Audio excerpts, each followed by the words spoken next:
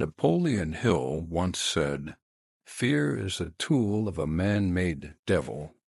But what if that devil lives inside the walls of your dream house?" This is the unbelievable story of the Monroe family, who thought they were finally free from renting, until their forever home turned into a financial death trap, a legal nightmare, and a psychological war zone. They say those who forget history are doomed to repeat it. Welcome to Napoleon Files, where every story hides a truth they never taught you in school. Meet Jake and Emily Monroe, two hard-working millennials in Michigan. They'd spent 8 years saving for a down payment. In 2024, they finally found it. A gorgeous 3-bedroom colonial, priced 20% below market value. Seller's urgent relocation sounded like a steal. They signed without hesitation. Their real estate agent smiled, saying, "Deals like this don't last." He was right, but not for the reason they thought. Within 48 hours of moving in, red flags appeared. The front door wouldn't close no matter how hard they tried. The basement lights flickered even when the power was off.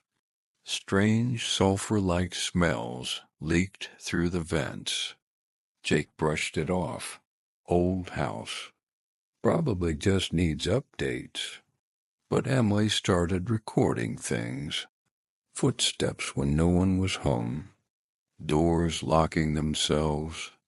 Dark stains reappearing on the bathroom tiles no matter how many times they cleaned. Emily dug deeper. She checked public records. What she found? Shocking. In 2013, the home was seized in a foreclosure after the original owner was found dead in the crawl space. And this wasn't the first. 3 families had moved in since 2015. All 3 filed noise complaints, legal claims, and eventually moved out within a year. Yet none of this was disclosed in their purchase. The Monroes went to their lawyer. That's when the trap became clear, buried deep in their contract. Buyer waives right to prior incident disclosure. They had unknowingly signed a no-disclosure waiver, tricked by the agent's as-is clause. Jake was furious. Emily was scared. They tried to resell, but the moment buyers Googled the address, they ran. They sued the agent, filed a complaint with the state's real estate board. But the agent had already filed bankruptcy. They were stuck with a $385,000 mortgage, a house no one wanted, and a growing sense they weren't alone inside it. The home insurance company denied all claims.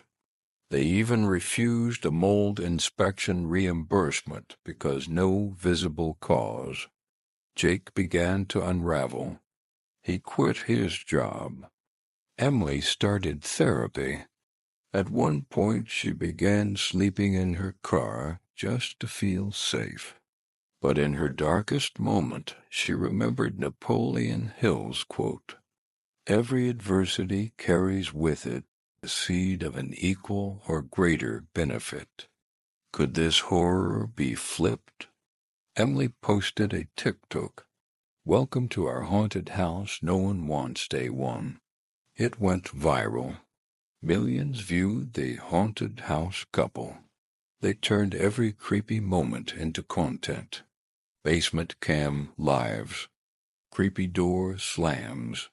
Sleep in our haunted guest room for $50 night. They converted fear into fuel.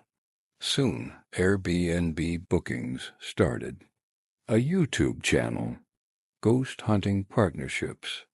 A Netflix producer even reached out. From $30,000 in debt to $120,000 in annual content revenue. Jake got better. Emily launched a real estate disclosure awareness page. They now teach others how to avoid the same trap and how to build from breakdown. They still live there, not because they have to, but because they chose to turn their nightmare into a purpose. Emily's final quote: "The scariest part of buying a home isn't what you see. It's what no one tells you to look for." If this story shocked you, imagine how many others are living in silence. Like, share, comment. Would you live in a haunted house if it made you rich? And don't forget, out of every terrifying trap can come the truth that sets you free. Subscribe Napoleon Files for more stories they don't want you to hear.